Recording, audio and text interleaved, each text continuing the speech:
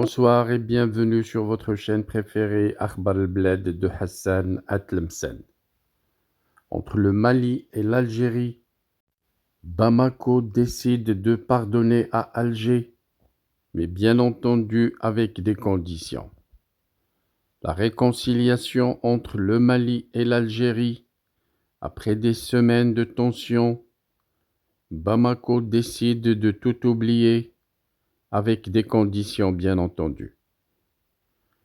Après des semaines de tensions vives, le Mali et l'Algérie semblent désormais passer à autre chose. Les deux pays ont passé des dernières semaines à se répandre du tac au tac, suite à des mésententes mutuelles. Bamako qui accuse Alger de soutenir les rebelles séparatistes du nord du Mali, alors que dans le même temps, Alger se défend de tout faire pour faire régner la paix et la soi-disant réconciliation au nord du Mali. Tout est parti d'une invitation de l'imam Mahmoud Dicko, un opposant déclaré à la transition dirigé par Assimi Goïta, à se rendre à Alger chez le président Abdelmjid Tebboune. L'homme de Dieu, le religieux, avait d'abord indiqué qu'il a été invité pour peser son poids dans la réconciliation des peuples du nord du Mali, et c'est ce qui n'avait pas plu à Bamako, qui a dans la foulée convoqué l'ambassadeur de l'Algérie au Mali pour le lui faire savoir.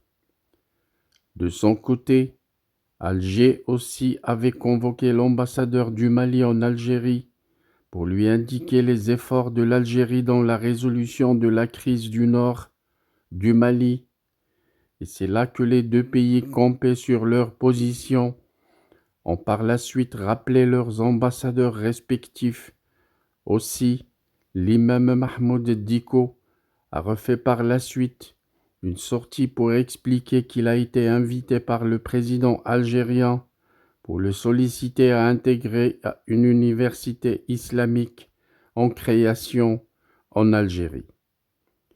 Depuis ce temps, l'eau aurait coulé sous le pont et les deux pays semblent en train de faire la paix. Alger aurait finalement compris les exigences de Bamako en matière de collaboration entre pays et se serait engagé à les respecter. De son côté, le Mali, désormais rassuré, a décidé de réintégrer son ambassadeur à Alger et de tout oublier, alors que celui de l'Algérie serait quant à lui déjà de retour à Bamako depuis le vendredi. Un journaliste sur place se pose la question de savoir si c'est réellement la fin des tensions entre les deux pays, Mali-Algérie, entre Bamako et Alger. Assiste-t-on à une trouée de ciel bleu? En d'autres termes, est-ce la fin de l'orage? Le correspondant de RFI au Sahel confirme déjà le retour de l'ambassadeur algérien à Bamako via un tweet, alors que l'ambassadeur d'Algérie au Mali est de retour à son poste.